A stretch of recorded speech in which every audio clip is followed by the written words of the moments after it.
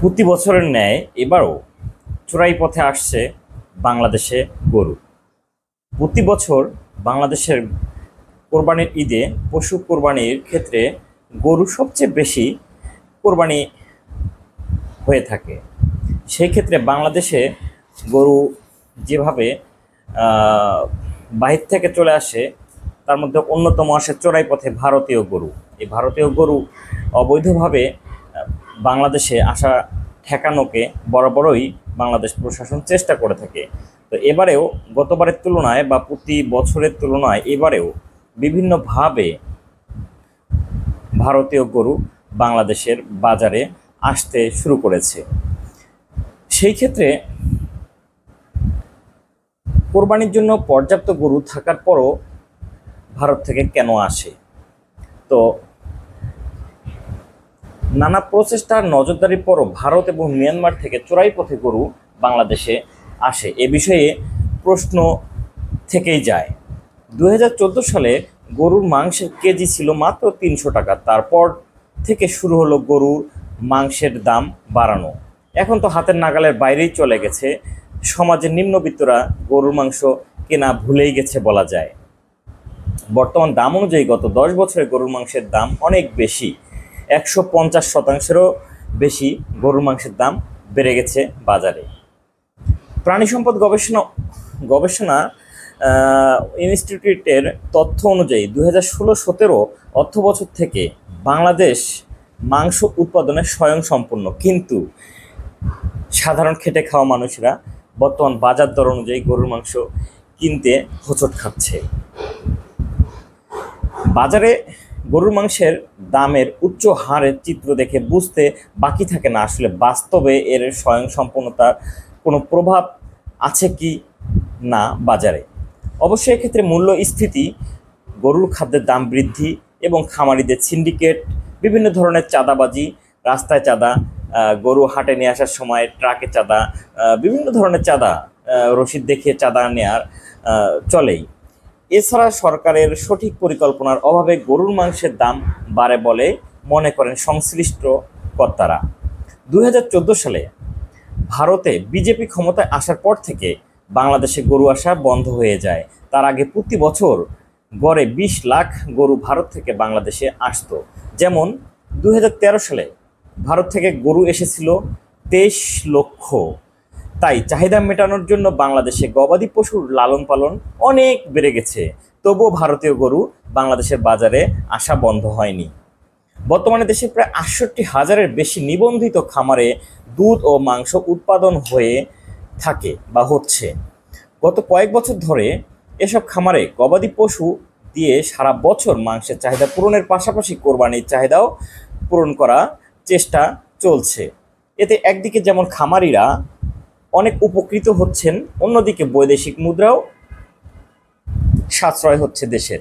প্রাণী সম্পদ মন্ত্রণালয়ের তথ্য মতে 2012-13 অর্থ বছরে যেখানে দেশের মাংস উৎপাদন হয়েছিল 36,20,000 টন, সেখানে 2022-23 অর্থ বছরে উৎপাদন হয়েছে 87 লক্ষ মেট্রিক টন। কিন্তু তারপরও ভারত ও মিয়ানমারের সীমান্ত পথ দিয়ে ভারতীয় গরু, মিয়ানমারের গরু আসা বন্ধ হয়নি বাংলাদেশে। একটি গণমাধ্যমের প্রতিবেদন থেকে জানা যায়, এবার প্রায় 5 লক্ষ গরু আমদানির আশঙ্কা করছেন দেশীয় খামারিরা। তাহলে ভারতীয় গরু, মায়ানমারের গরু বা দেশের বাইরের গরু যখন বাংলাদেশে আসবে, তখন নিশ্চয়ই বাংলাদেশের খামারিরা অনেক ক্ষতির সম্মুখীন হবেন। তখন দেশীয় গরুর চাহিদা কমে যাবে, দাম কমে যাবে। তারা বলছেন এবার কোরবানির ঈদকে সামনে রেখে শুধু কক্সবাজারের টেকনাফ সীমান্ত দিয়েই আনা হতে পারে থাইল্যান্ড ও মিয়ানমারের নানান রকমের গরু। প্রতি বছর কয়েকটি শক্তিশালী সিন্ডিকেট ও অসাধু চক্র এই গরু এভাবে নিয়ে এসে থাকেন। বিএসএফের একটি চক্র, দুর্নীতিবাজ কাস্টমস কর্মকর্তা এবং স্থানীয় প্রভাবশালী রাজনীতিবিদদের যোগসাজশে প্রতি বছর ঈদের আগে তাদের এ চোরাচালান তৎপরতা বেড়ে যায়।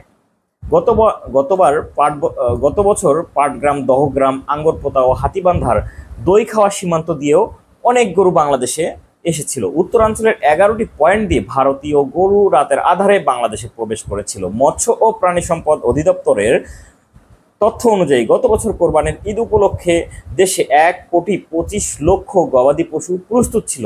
ঈদ শেষে হিসেব করে দেখা যায় অবিক্রিত গরুর সংখ্যা ছিল প্রায় 19 লক্ষ।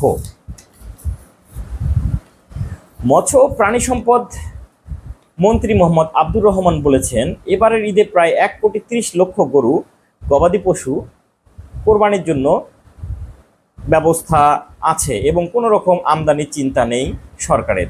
এদিকে খামারিরা বলছেন, প্রচণ্ড তাপ প্রবাহে খাদ্য গ্রহণ কমে দেয়, গরুর ওজন কমে যাচ্ছে। এ নিয়ে দেশীয় খামারিরা শঙ্কিত।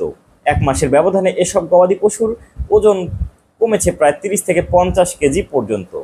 এদের লালন পালনের খরচও বেড়ে গেছে। পশু ঠান্ডা রাখতে দিন রাত বৈদ্যুতিক পাখা চালানো হচ্ছে, পাশাপাশি দৈনিক কয়েকবার এদের গোসল করানো হচ্ছে। এ সময় বেড়ে যাচ্ছে ভ্যাকসিন ও ওষুধের খরচও, সেই সঙ্গে বেড়ে যাচ্ছে বিদ্যুতের খরচ। তাছাড়া 2 বছরের ব্যবধানে গোখাদ্যের দাম বেড়েছে প্রায় দ্বিগুণ। গরু মোটা তাজা করতে ধানের কুড়া, গমের ভুসি, বুটের ভুসি, খেসারির ভুসি, মসুর ভুসি, ভুট্টা ও ফ্যাটেনিং সহ বিভিন্ন ধরনের দানাদার খাদ্যের দাম বেড়েছে দ্বিগুণ। এ কারণে এবার যদি সীমান্ত দিয়ে বিদেশি গরু দেশে আসে তাহলে ব্যাপক লোকসানের আশঙ্কা করছেন বাংলাদেশের দেশীয় খামারিরা। কোরবানির ঈদকে সামনে রেখে বিএসএফের গুলির মুখেও দেশের উত্তরাঞ্চলের বিভিন্ন সীমান্ত দিয়ে ভারতীয় গরু প্রবেশ করে বাংলাদেশে। জানা যায় সীমান্ত অঞ্চলে ভারত থেকে চোরাই পথে গরু কেনাবেচা শুরু করেছে দুপারের গরু ব্যবসায়ীরা। জীবনের ঝুঁকি নিয়ে বিএসএফের গুলি ভয় না করিয়ে তারা ভারতীয় গরু আনতে অলরেডি শুরু করেছেন তাদের অপতৎপরতা। তারপরেও নগদ লাভের আশায় ভারত থেকে আনা হয় এসব গরু। হুন্ডির মাধ্যমে প্রচুর অর্থ চলে যায় ভারতে। ঈদের আগে প্রচুর সংখ্যক ভারতীয় গরুর আমদানি হতে পারে। দেশের লালমনিরহাটের পাটগ্রামের বুড়িমারি, আউলিয়ারহাট, বাউরা, রসুলগঞ্জ, ভ্রুঙ্গামারি, নাগেশ্বরী, নীলফামারী, চিলাহাটি, দিনাজপুর, হিলি, জয়পুরহাটের বিভিন্ন অঞ্চল থেকে ভারতীয় গরু আসতে পারে বাংলাদেশে। এ নিয়ে দেশীয় খামারিরা অনেক বেশি আশঙ্কায় ভুগছেন। অন্যদিকে আরেক পক্ষ বলছেন, অনেক সময় ব্যবসায়ীরা কোরবানির গরুর দাম নিয়ে ক্রেতাদের কুক্ষিগত করে রাখে। বাজারে পর্যাপ্ত গরু না থাকায় অজুহাত দিয়ে প্রতি গরুতে 40 থেকে 50 হাজার টাকা বেশি দামে গরু বিক্রি করে থাকেন। তাই ভারত থেকে গরু আমদানি করা হলে বাজারে দাম অনেকটাই ক্রেতার